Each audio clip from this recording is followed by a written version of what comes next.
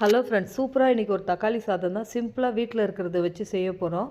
நான் சாப்பாட்டு நொய் அரிசி புழுங்கல் அரிசி நொய் வாங்கிட்டு வந்திருக்கேன். அதை வச்சு தான் பண்ண போகிறேன். குக்கரில் எண்ணெய் ஊற்றிட்டு பட்டை லவங்கம் எல்லாம் அதுக்கு தேவையானதெல்லாம் போட்டுட்டு பச்சை மிளகாவும் சோம்பும் நல்லா தட்டி போட்டு இஞ்சி பூண்டு அப்படியே செதைச்ச மாதிரி தான் போட்டிருக்கேன். வெங்காயம் போட்டு நல்லா வதங்கணுன்னா தக்காளி போட்டு நல்லா வதக்கிட்டு 1/4 ஸ்பூன் மஞ்சப்பொடி 1/2 ஸ்பூன் தனி மிளகா பொடி போட்டு நல்லா வதக்கணும். அந்த வெங்காயம் தக்காளிலாம் நல்லா குழஞ்சி வர மாதிரி வதக்கிட்டு அதுக்கப்புறம் உப்பு ஊற வச்சுருக்கிற நொய்யை எடுத்து தண்ணியை வடிகட்டிட்டு போட வேண்டியது தான்.